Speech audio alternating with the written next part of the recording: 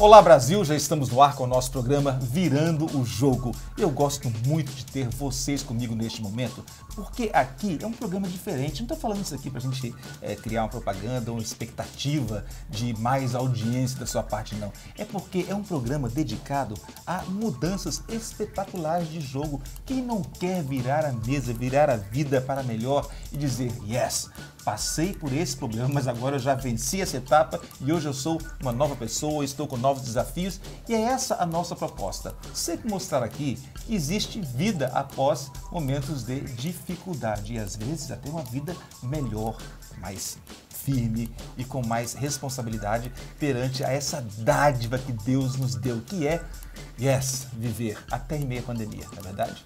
Então, no programa de hoje, nós vamos falar sobre crimes cibernéticos. Olha, gente, são muitos, hein?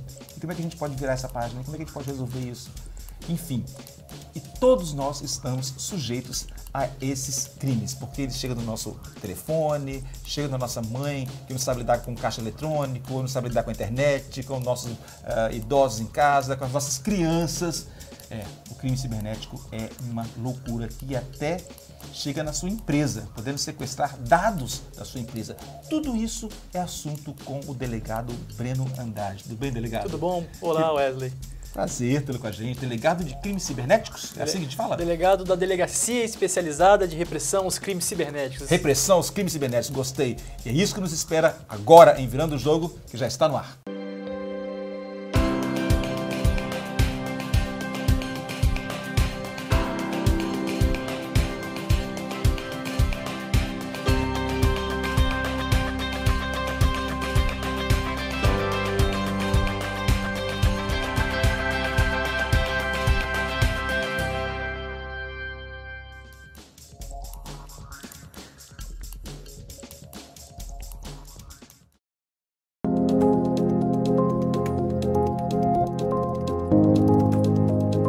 Bom, e para começarmos a nossa conversa com o delegado de crimes cibernéticos, repressão, crime cibernético, não é isso? Olha só que bacana o negócio. A gente tem também que lembrar que existem assuntos delicados, como pornografia, como pedofilia.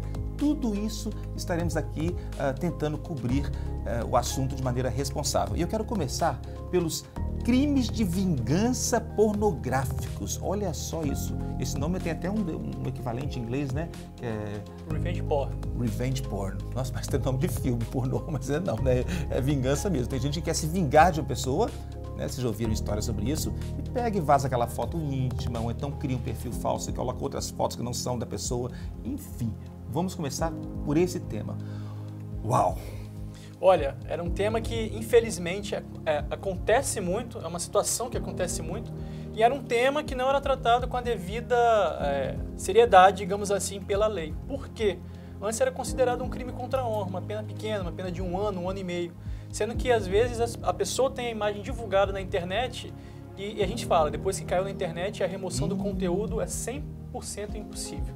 Então, assim, era uma pena pequena, às vezes por um transtorno psicológico muito grande, entre os amigos da vítima, entre os familiares da vítima, no ambiente de trabalho da vítima, mas agora a lei mudou recentemente e é uma pena maior, de 2 a 8 anos de cadeia.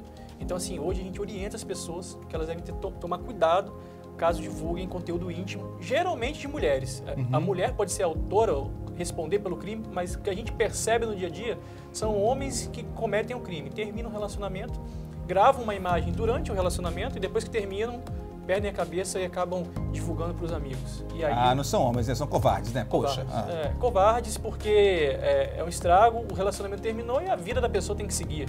E a fim de difamar, de querer estragar a vida dela, faz isso. Só que a gente sempre fala para todo mundo em casa, cuidado, porque isso é facilmente identificável, você consegue identificar o autor vai ser responsabilizado criminalmente e além da sanção criminal, tem uma sanção civil, que ele pode sofrer um dano moral da vítima, e fora também sanções aí em ambiente de trabalho, na empresa dele, porque com certeza, Wesley, o empregador pesquisa a vida do seu funcionário. Tem isso também. A gente já viu isso acontecer. Então, assim, é um crime que acontece muito, infelizmente, fácil de investigar, mas as pessoas têm que tomar cuidado com essas filmagens que são realizadas ali durante o relacionamento. infelizmente também, as pessoas às vezes conhecem o companheiro após o término do relacionamento, né? Durante ali é tudo maravilhoso, mas depois que termina a pessoa vira um monstro. E aí a pessoa vem à polícia fazer o seu registro de ocorrência e a gente vai dar um andamento e tomar os devidos cuidados. Mas lembrando, é sempre bom a prevenção, evitar essa questão de imagem íntima e saber onde estão armazenadas essas imagens íntimas também. E outra coisa, não deixem essas imagens gravadas em seu aparelho de telefone, por exemplo. Por que eu digo isso? A gente já pegou casos os quais as pessoas vão para uma assistência técnica com o telefone e lá pessoas de má índole pegam as imagens ali dentro e compartilham. Nossa, será que eu já fiz isso? Olha só, gente, para isso também sou humano. Mas, enfim, mas não tem aquelas pastas criptografadas? Tem, que você coloca ali e ninguém vê? Mas isso é exceção, Wesley. As pessoas, elas vão, por exemplo, numa assistência técnica, lembrando, pessoal, não em todas, claro, mas e às vezes tem um funcionário lá que vê aquilo, as pastas geralmente não estão criptografadas e tem acesso e compartilham com outro funcionário, compartilham com terceiros. A gente teve um caso lá que um funcionário tinha pastas com nomes de cada uma das vítimas. Por exemplo, Maria, aí tinha uma pasta de fotos íntimas dela. Aí tinha outra... Nossa, esse é um serial. Então, assim, as pessoas têm que ficar ligadas também. Mas aquela pasta criptografada que é vendida na Apple Store, ou é dada de graça, que é PhotoVault, se não me engano o nome dela. Aquilo então não está livre de deixar vazar nada, não? Não. Se você tiver e colocar numa pasta criptografada, por exemplo, os meus arquivos de trabalho, eu tenho uma pasta criptografada. Se o criminoso não vai saber nem localizar no computador, nem no dispositivo. Às vezes porque você pode botar uma pasta, o nome de uma pasta como, sei lá, é um arquivo de texto que ninguém tenha interesse. E além disso, se ele descobrir, ele vai ter que saber uma senha. Então, é muito difícil se tiver esses dados protegidos. Mas a gente vê, na maioria dos casos, que isso não é a realidade. As pessoas deixam isso jogadas, às vezes, no telefone de qualquer maneira. Não, esses caras são tão inteligentes. Eles entram no computador da Casa Branca, não vão entrar no meu celular? Então existe realmente uma maneira aí de burlar a lei que eles conseguem fazer com maestria. E o que eu falo, em crime virtual, a questão da prevenção é fundamental. Depois que você chegar lá, a gente vai identificar o criminoso e vai levá-lo à justiça. Só que o estrago já aconteceu. Não adianta você chegar lá e exigir da polícia, eu quero uma providência disso, eu exijo uma providência. A gente vai sim dar providência, mas você em casa tem que tomar os cuidados cabíveis e isso a gente persegue em todo tipo de crime virtual. Mas para virar o jogo, gente, eu fui vítima disso, minhas fotos vazaram e a vida virou um caos, mas eu quero agora mostrar provar... Virando o jogo, você não deve deixar de fazer a sua ocorrência, porque nesse tipo de crime a gente percebe que as mulheres, como são as maiorias das vítimas, elas deixam de registrar a ocorrência por muitas vezes se sentirem culpadas. Eu sou culpada disso. Então, assim, a primeira coisa que você tem que pensar é: vá à delegacia, registre o seu boletim de ocorrência, aí você vai estar virando o jogo. Porque você vai deixar de ser vítima, entre aspas, vai registrar a sua ocorrência, a gente vai identificar o culpado, geralmente seu ex-companheiro. Lembrando de novo, pode ser ex-companheiros, mas a gente fala numa grande maioria dos casos. A gente vai identificar essa pessoa, vai levá-la ao judiciário e, como eu disse, ele vai responder por uma ação criminal, uma ação civil que você vai ajuizar de dano moral e também consequências no trabalho. Aí sim você vai virar o jogo e bola pra frente. Ok. E as pessoas que têm filhos e que gostariam que os filhos não fossem expostos à internet de uma maneira tão perigosa, para que elas não fossem vítimas de pedofilia virtual. É só prevenção também? E aí como é que faz? Wesley, a gente percebe... Porque tem gente tão mal intencionada que nem prevenção resolve. E aqui resolve. A gente tem que puxar a orelha dos pais, tá? Eu não tenho filhos, mas eu vivencio isso diariamente no meu ambiente de trabalho. Então, assim, como eu sempre falo, nesse caso, não vai ser um antivírus instalado no seu computador que vai evitar que seu filho seja vítima de pedófilo. Eu sou, assim, meio radical. Eu vejo crianças, 5, 6 anos, às vezes com perfil no Instagram. Eu acho que criança tem que estar brincando e não na internet. Óbvio, você não deve ser um alienado completamente do mundo digital, mas tudo deve ter limites. O que acontece na maioria dos casos? O pai cria um perfil da criança. E às vezes uma postagem inocente para o pai, na mente de um pedófilo, é outra coisa. Por exemplo, a criança na praia, de sunguinha, de biquinizinho. Tomando banho na banheirinha ali, não é nem peladinho, ele tomando banho na banheira. Aquilo ali para um pedófilo é um prato cheio. Então os pais têm que tomar cuidado, evitar esse tipo de postagem. Porque isso daí vai dando razão para o pedófilo na cabeça dele molestar o seu filho.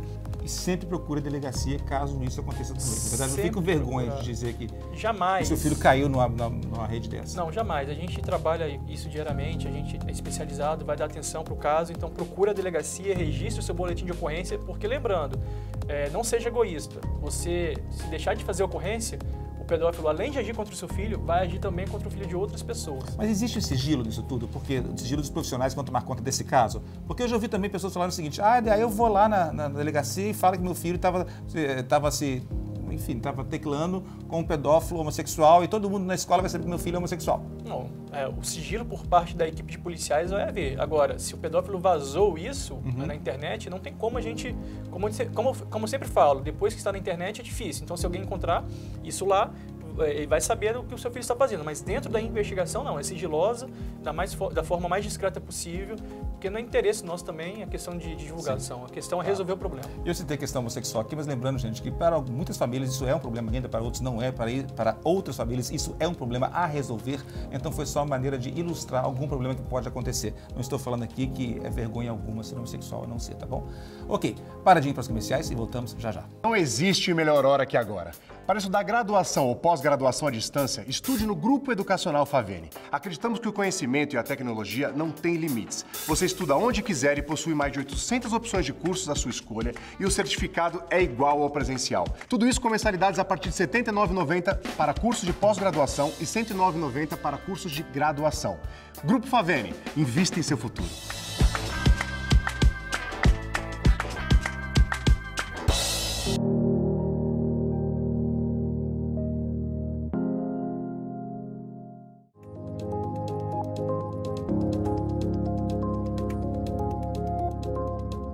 E aqui estamos de volta ao programa Virando o Jogo, hoje conversando sobre crimes cibernéticos com o delegado que entende do assunto. E no bloco anterior, ele nos falou, o delegado Breno, sobre a importância dos pais monitorarem seus filhos no mundo online, porque os pedófilos estão aí com as garrinhas soltas e teclando, não é verdade? Mas nós esquecemos de dizer no bloco anterior como que isso pode ser, esse monitoramento pode ser feito. Pai, além da questão de se interessar pelo que o seu filho está fazendo, crie um ambiente de diálogo, para que assim que surgir um problema, o seu filho poder vir até você e falar o que está acontecendo. A gente percebe que às vezes a pessoa não comenta com o seu pai, a sua mãe o que está acontecendo, o problema toma uma proporção gigantesca e depois aí só resta vir a polícia e a polícia tentar descobrir quem é o criminoso. Crie um ambiente de diálogo, instale no dispositivo do seu filho programas de controle parental, você vai estipular o que o seu filho pode ou não ter acesso à internet, instale o dispositivo, se for um computador, em um local na sua residência onde você estiver passando, você vai ver o que seu filho está fazendo. Não deixe o seu filho trancado em casa, no quarto com o computador. E também, de vez em quando, verifique no computador o histórico de navegação do seu filho, para ver o que ele está fazendo ali nesse mundo virtual. Fazendo isso, obviamente, Wesley, nada é 100%, como a gente fala na internet, mas você vai evitar, com certeza, dores de cabeça e se o problema acontecer, você vai conseguir remediar isso rápido, não vai demorar.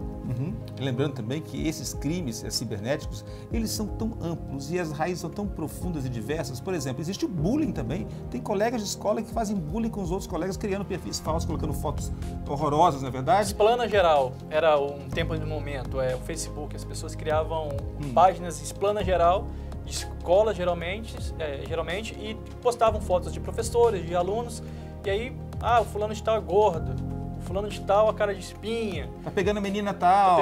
Tal. Volta e meia aparecia uma foto íntima da pessoa. Então, assim, as pessoas não têm noção, acham que isso é uma brincadeira. Não, isso não é uma brincadeira, isso é um crime. Então, tem que tomar cuidado e a gente faz essa questão de orientar, de conscientizar, falando, olha, se acontecer isso, você vai ter uma consequência. E muitos desses pequenos crimes são originados por pessoas que não têm aquela habitualidade no crime, não são criminosos contumados. Tá achando que tá brincando, né? Tá achando que tá brincando, só que vai ter um registro criminal no nome dela. E eu sempre falo, quando você for contratada no seu trabalho, pode ter certeza que quando você for puxar o seu histórico criminal lá, o seu patrão vai ver que você já teve uma passagem por algum tipo de crime. E o que ele vai preferir? Contratar a pessoa que tem uma ficha limpa ou quem tem uma ficha com registro de crime? Então as pessoas têm que tomar cuidado. E o crime pode ficar pior, caso uma das vítimas, se sinta tão depressiva com aquelas fotos vazadas ou pretensas fotos vazadas que pode até tirar a própria vida. Já pegamos casos aqui, não aqui no estado, mas no Brasil, de pessoas que não suportaram a questão do bullying ou até mesmo na vingança de foto íntima, no vazamento de foto íntima e cometeram suicídio. Tiraram a própria vida, tá vendo? O negócio é muito, muito sério. Bom, continuando ainda sobre esses crimes cibernéticos, nós estamos num momento de pandemia, onde o governo está oferecendo um auxílio para as pessoas, um auxílio de 600 e alguma coisa reais mesmo? Auxílio emergencial. Auxílio emergencial. E muita gente está sendo vítima de golpes com a aparência do governo oferecendo a você esse auxílio. Vamos dar uma geralzinha aqui sobre esse assunto. Eu fui vítima. Você também? Eu recebi no meu telefone. Logo você? Eu recebi no meu telefone há mais ou menos umas 3 semanas uma mensagem que seria da Anatel e que estaria me fornecendo um aumento na franquia do meu aparelho de telefone celular em função do coronavírus. Recebi via WhatsApp. Obviamente, não cliquei no link que estava ali disponibilizado e iniciei a investigação. O que a gente quer dizer? Nesse período de pandemia, estão circulando vários golpes pelo WhatsApp. Aumento da Netflix gratuita durante a pandemia, sorteio de álcool em gel e máscaras para prevenir o coronavírus, auxílio emergencial e o link, às vezes, utilizando a logomarca do Ministério da Saúde, do governo federal, e também outros tipos de crime. Então, assim, cuidado com isso, porque você clicando no link, ao você clicar no link, pode ser instalado no seu celular, geralmente, dispositivos maliciosos ali que, vamos supor, vão sequestrar os seus dados, criptografar os seus dados e vão cobrar resgate para você ter os seus dados de novo. Ou ainda, você vai ser direcionado para outras páginas e nessas páginas vão solicitar que você insira ali seus dados pessoais, CPF, filiação, data de nascimento. E o que eles fazem com isso? Podem fazer com isso. Um exemplo, vão pegar seus dados e vão criar uma conta num banco digital e vão utilizar seu nome para aplicar golpes com essas contas. Então, sim, muito cuidado. A gente sempre fala para as pessoas não clicar, não acreditar nessas mensagens recebidas de WhatsApp. Sempre procure as fontes governamentais oficiais ou as fontes das empresas. Por exemplo, eu recebi da internet. Consulte o site da empresa e verifique se tem esse aumento realmente de internet. Na Netflix, entre no site da Netflix e verifique essa possibilidade. Nunca clique na mensagem. Isso é chamada engenharia social. O que é isso? O criminoso quer prender a sua atenção, ele quer fazer você clicar no link, que é muito mais fácil você cair no golpe do que ele propriamente invadir o seu telefone celular. E as pessoas caem. E sempre se aproveitam do tema do momento. A gente dá um exemplo da tragédia de Brumadinho. Na época de Brumadinho, começaram a circular contas através do WhatsApp, que a pretexto de você estar ajudando as vítimas da tragédia, você fazia o seu depósito de dinheiro, estaria ali ajudando uma pessoa. Os criminosos, infelizmente, tiveram essa audácia. E o dinheiro não era para ajudar ninguém, era para cair na conta do criminoso. Então, assim, cuidado, bom senso, verifique nos canais oficiais que você vai evitar tá caindo na mão dos criminosos e evitando dores de cabeça, porque depois que o crime aconteceu, aí você vai ter que passar um antivírus no computador, vai ter que fazer uma perícia no celular, vai ter que ir na delegacia fazer ocorrência. Então, assim, dá para evitar. Cuidado com o seu dedo e até de matérias e links que você recebe das pessoas conhecidas. Às vezes você pensa assim, eu recebo um link de uma pessoa conhecida, então esse link é bacana. Já recebi. Wesley, estou aqui no Rio de Janeiro, roubaram minha carteira, você pode me ajudar depositando nessa conta aqui para mim? Não, isso daí nunca tome os devidos cuidados. Crimes que você consegue verificar, nesse caso seu, qual é a conta? Você pega o nome do banco, agência bancária, seu conhecido mora aqui em Vitória, a conta lá do Rio Grande do Sul ou do Nordeste. Não tem sentido, entendeu? Ou liga para a pessoa. Liga para a pessoa, o criminoso vai falar que não quer falar, que está tendo algum problema, que não está conseguindo. Ou pergunte algum dado que só você e ele saiba que o criminoso não vai saber. Enfim, tomando esses devidos cuidados, o que a gente sempre fala, Wesley, o antivírus é legal ter instalado? E a gente recomenda. Mas o bom senso em primeiro lugar. Com o bom senso, parando para analisar objetivamente, você não vai ser vítima de crime cibernético. E se já está ruim para você, para mim, que ainda temos um pouquinho de juventude, você imagina para os mais velhos, os mais idosos, como é que é lidar com o telefone, com o computador, com tantas ameaças dessas que nós ouvimos falar aqui agora. Minha mãe, por exemplo, né, toda hora chega, Wesley, recebi uma mensagem aqui, o que é isso? Eu ganhei alguma coisa? E o que é isso aqui? Eu posso clicar aqui? Ela é bombardeada todo dia dessas coisas e muitas vezes fica apavorada, porque não sabe lidar com aquilo. E às vezes, ingenuamente, Cai e realmente os criminosos às vezes focam nos idosos e os idosos não têm essa percepção muitas vezes que aquilo ali realmente pode ser um crime ou não e acabam caindo. Então assim, é sempre questão de orientação. Oriente seus pais também, oriente seus filhos, evitar, porque o que circula hoje em questão de WhatsApp ou através de e-mail também, você pode cheque na internet em canais de comunicação da grande mídia, os quais estamos aí acostumados a verificar as notícias, site do Ministério da Saúde nessa época de pandemia, e aí você vai ter a certeza se aquilo que está se apresentando diante de você é verdadeiro ou não. Pois é, voltando à questão dos mais idosos, tenha paciência, gente, tenha paciência. Quantas vezes eles já foram pacientes com a gente quando nós éramos crianças, quando nós fazíamos ainda as necessidades sem entender como é que funcionava, e eles estavam lá o tempo inteiro com a gente, não é verdade? Por que agora eles vão ter que ficar com vergonha de trazer o celularzinho para você repetidas vezes? Não é verdade? Porque é repetidas vezes, e a gente fica sem paciência, na verdade, para ensinar, para pegar, para limpar o histórico, para ver o que tem sido feito. Então, um pouquinho de paciência para os mais idosos, para aqueles que vocês amam e nós também, e nos amam ainda muito mais, não é verdade? Para de ir para os comerciais, no próximo bloco eu quero conversar com o delegado sobre esses ataques às empresas. E aí, quando sequestram os dados da sua empresa e pedem um resgate, milionário, hein? Pois é, daqui a pouquinho a gente volta com isso e muito mais.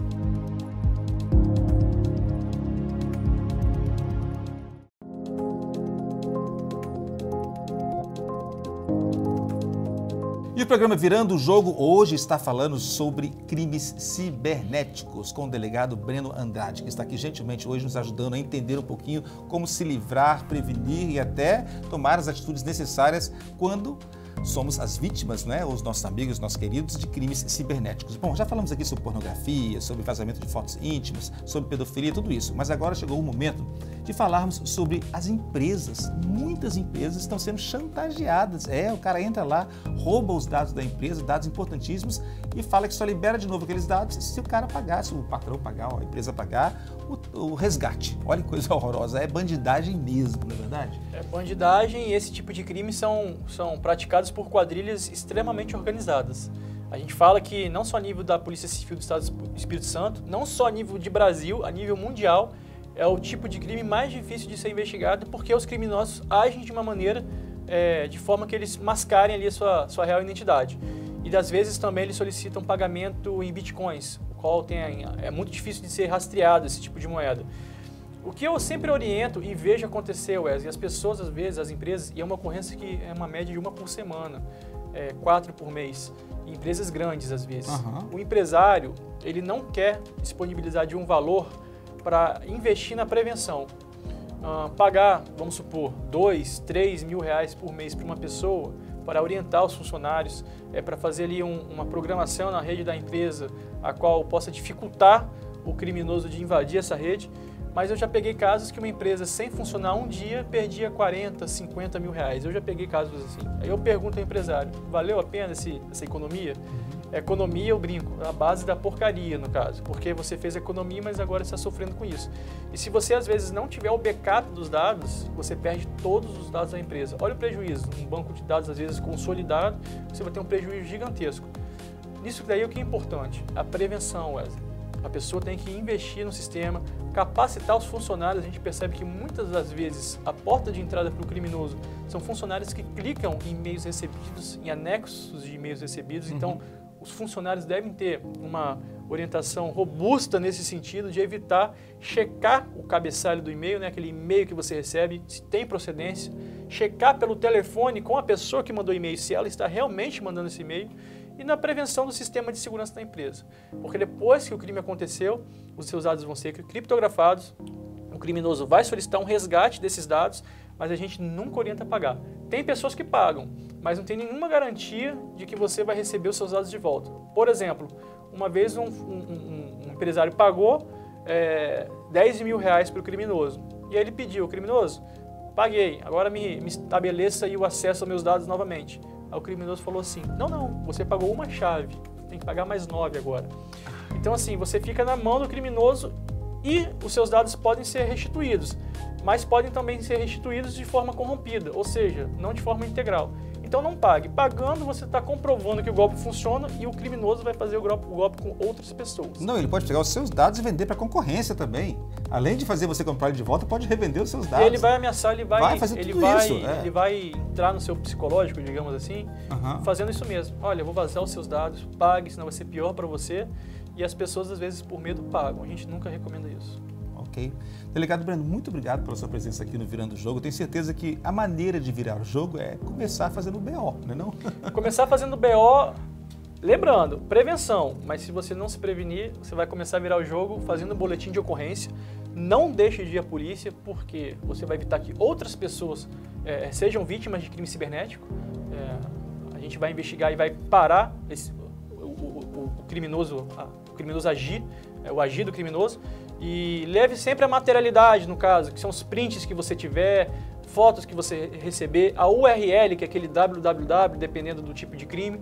Comece a virar o jogo a partir daí. Registre seu boletim na ocorrência, procure a Polícia Civil do Espírito Santo, a Polícia Civil do seu estado, e com certeza a gente vai dar uma resposta e você vai sair dali com a sensação de que fez o seu dever também como cidadão comunicando o fato à polícia. E isso vale para todos, vale para mim também. Eu também fui vítima de crime cibernético. Tem um rapaz aí se passando por mim no Tinder. Infelizmente, toda hora eu recebo a minha própria foto perguntando, é você? E é muito chato, gente. Então, você me aguarde, hein? Se você estiver assistindo essa televisão, esse programa, me aguarde, porque eu já estou com o delegado aqui do lado contra você, hein? Ó, gente, não vamos deixar que a nossa vida vire uma confusão porque não fizemos a prevenção correta, tá bom? Então, ou não tomamos a iniciativa de fazer o BO, que pode ser feito online, você não tem nem que ir à delegacia muitas vezes, né? Isso, nesse período de pandemia, a gente está orientando as pessoas, inclusive, a fazer o registro online, até para evitar, né, o contato da população ali no ambiente da delegacia, que é um ambiente de circulação muito grande. Ok, então lembre-se sempre que hoje nós temos duas vidas, a presencial e a online. Na verdade, nós temos que tomar conta das duas vidas agora. Como se não bastasse, agora temos duas, tá bom?